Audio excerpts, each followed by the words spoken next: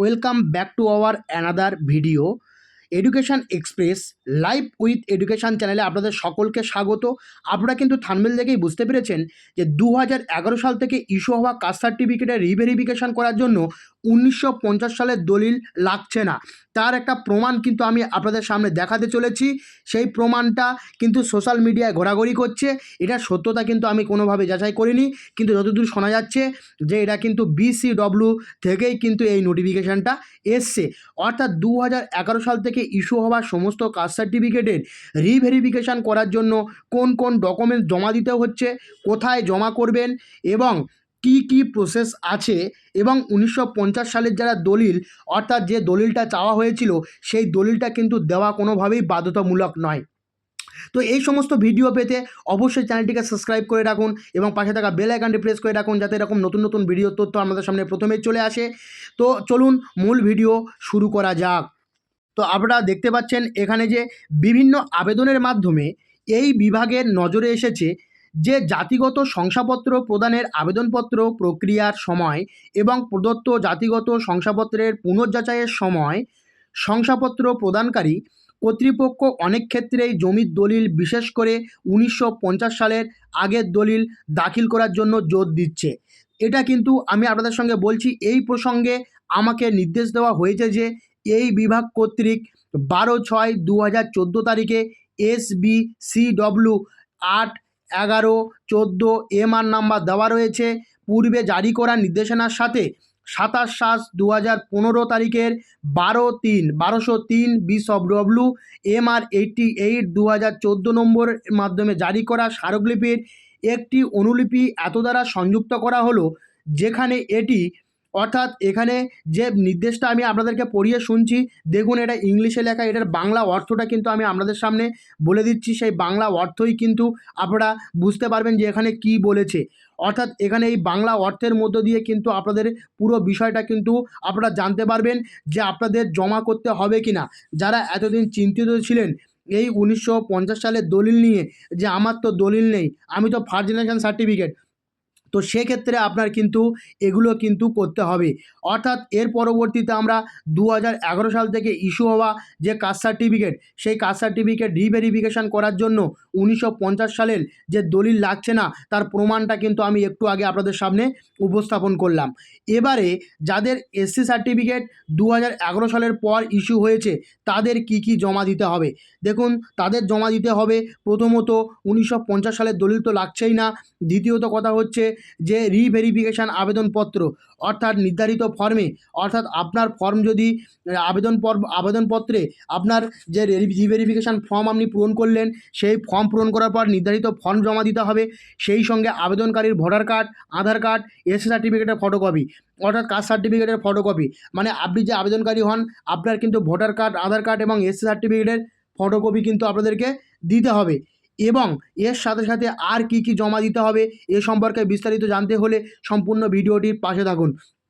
এছাড়া যাদের SC certificate বা ST সার্টিফিকেট এবং OBC সার্টিফিকেট সংক্রান্ত ইস্যু রয়েছে বা একের বেশি অধিক সার্টিফিকেট তৈরি করেছেন, তাদের জন্য কিন্তু একটা খুব ব্যাড নিউজ আছে। অর্থাৎ তারা কিন্তু কোনোভাবেই এই সার্টিফিকেট কিন্তু ইউজ করতে পারবেন না। এবং এই যে 3 নম্বর পয়েন্ট দেখতে পাচ্ছেন, আবেদনকারীর বাবা মায়ের 2026 সালের ভোটার তালিকার কপি দরকার। অর্থাৎ কোনো আবেদনকারী তার আবেদনকারীর বাবা মার কিন্তু 2026 সালের যে ভোটার তালিকার সংশোধিত যে কপি, সেই সংশোধিত কপির জেরক্স কিন্তু দিতে হবে। এবং যে ভোটার ইনফরমেশনাল স্লিপ ছিল, সেই ভোটার ইনফরমেশনাল স্লিপ কিন্তু আপনার নামে যদি হয়ে থাকে সেটাও কিন্তু জমা করতে হতে পারে। 4 নম্বর পয়েন্ট আমরা দেখব রেফারেন্স সার্টিফিকেট, যার ভিত্তিতে SC সার্টিফিকেট হয়েছিল সেটি 31/12/2010 তারিখ বা তার আগে ইস্যু হওয়া হতে হবে।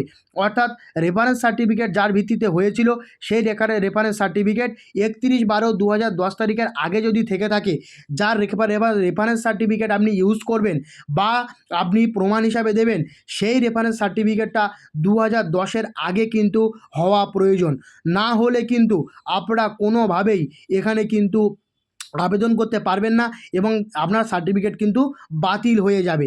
তো এই যে যাদের এসসি, এসটি এবং ওবিসি সার্টিফিকেট, তারা এই ডকুমেন্টসগুলো কিন্তু রেডি রাখুন এবং এই ডকুমেন্টস যতটুকু শোনা যাচ্ছে বিডিও, এসডিও এছাড়া এছাড়া কিন্তু আরও যে বিভিন্ন জায়গা অর্থাৎ পঞ্চায়েত, কিছু কিছু জায়গায় তো পঞ্চায়েতে রিভেরিফিকেশান শুরু করে দিয়েছে। তো পঞ্চায়েতে রিভেরিফিকেশান করার জন্য আপনাকে কি করতে হবে, এই পঞ্চায়েত অফিসে গিয়ে সংশ্লিষ্ট খবর বা তথ্য সংগ্রহ করে সেই তথ্যগুলোকে এক জায়গায় করে আমরা যে তথ্য দিয়েছি সেই তথ্যর সঙ্গে একসাথে করে আপনার ফুল ডকুমেন্টস কিন্তু জমা করতে হবে। এই ডকুমেন্টসগুলো আপনারা কোথায় পাবেন? আপনারা নিজেও জানেন যে আপনার কাছে আপনার প্রয়োজনীয় ডকুমেন্টসগুলো আছে। যখন আপনি রেফারেন্স সার্টিফিকেটটা নিতে যাবেন আপনার কোনো আত্মীয় বা আপনার ব্লাড রিলেশনের কাছে, সেই সার্টিফিকেটটা দেখবেন যে 2010-এর আগে কিনা, অর্থাৎ 2011-র আগে কিনা। 31/12/2010 পর্যন্ত কিন্তু ভ্যালিডিটি থাকবে। সেইটা নিয়ে কিন্তু আপনারা প্রপার ডকুমেন্টস সহ আপনার নিজের সিগনেচার সহ কিন্তু আপনাকে জমা করতে হবে, হয় পঞ্চায়েত অফিসে, না হলে বিডিও অফিসে, না হলে এসডিও অফিসে। কোনো কোনো জায়গায় এসডিও অফিসে, কোনো কোনো জায়গায় বিডিও অফিসে, কোনো কোনো জায়গায় পঞ্চায়েত অফিসে কিন্তু জমা করার জন্য নির্দেশ দেওয়া হয়েছে। এছাড়া যাদের এসসি সার্টিফিকেট সংক্রান্ত ইস্যু অনেক দিন ধরে হয়ে আছে এবং এই এসসি সার্টিফিকেট সংক্রান্ত ইস্যু সম্পর্কিত ব্যাপারে আপনারা কিন্তু অনেক দিন থেকেই চিন্তিত আছেন, তাদের একটাই কথা বলবো, 1950 সালের দলিল কিন্তু কোনোভাবেই লাগছে না। যে 1950 সালের দলিল যে আপনাকে দিতেই হবে এটা কোনো বাধ্যবাধকতা নেই, সেটার কিন্তু প্রমাণ আমি আপনাদের সামনে দেখালাম। 1950 সালের বাধ্যবাধকতা কোনো রকম বাধ্যতামূলক কোনো কিছু দেওয়া নাও দিতে পারেন, সেহেতু আপনার রেসিডেন্সিয়াল সার্টিফিকেট কিন্তু লাগছে এবং ওবিসিদের ক্ষেত্রে ইনকাম সার্টিফিকেট লাগছে এবং রেসিডেন্সিয়াল সার্টিফিকেট লাগছে এবং পিতার 40 বছরের যে পে স্লিপ, যদি চাকরি করেন সেই 40 বছরের পে স্লিপ কিন্তু আপনাকে দিতে হবে।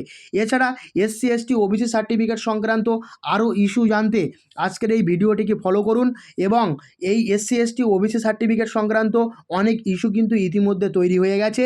এখানে আপনারা কিভাবে আবেদন করবেন এবং এই আবেদন ফর্ম কোথায় পাবেন, প্রত্যেকের বিভিন্ন জায়গায় ব্লকে ব্লকে কিন্তু অলরেডি কিন্তু এই রিভেরিফিকেশনের কাজ কিন্তু শুরু হয়ে গেছে। এই রিভেরিফিকেশান করার জন্য আপনার প্রয়োজনীয় তথ্যগুলো আপনারা কিন্তু অবশ্যই আজকের ভিডিওটা দেখে মিলিয়ে রেখে দেবেন, প্রত্যেককে কিন্তু কাজে লাগবে। অল ওয়েস্ট বেঙ্গলে কিন্তু এই কাস্ট সার্টিফিকেট রিভেরিফিকেশান চলছে। অর্থাৎ এই কাস্ট সার্টিফিকেট রিভেরিফিকেশান চলার একটাই কারণ যে একজন লোক বা একজন মানুষ কিন্তু অনেক রকম সার্টিফিকেট বার করেছে, সে বিভিন্ন রকম সার্টিফিকেট বার করে যে কাস্টের সুবিধা, সেই কাস্টের সুবিধা নিচ্ছিল। তো সরকার সেটাকে বন্ধ করার জন্য কিন্তু এই রিভেরিফিকেশানের জন্য তারা কিন্তু এই পদক্ষেপ চালু করেছে। এই রিভেরিফিকেশান কিন্তু এক আধ দিনে হবে না, বেশ কিছুটা সময় লাগবে। আপনারা আপনাদের প্রয়োজনীয় ডকুমেন্টসগুলো কিন্তু রেডি রাখবেন। এছাড়া কিন্তু যারা এই ডকুমেন্টসগুলো রেডি করতে পারবেন না অবশ্যই কিন্তু কমেন্ট করুন। পশ্চিমবঙ্গের বিভিন্ন জায়গায় কিন্তু এই কাস্ট সার্টিফিকেট রিভেরিফিকেশান চলছে। আজ এই পর্যন্ত, পরবর্তী কোনো ভিডিওতে আপনাদের সঙ্গে আবার দেখা হবে।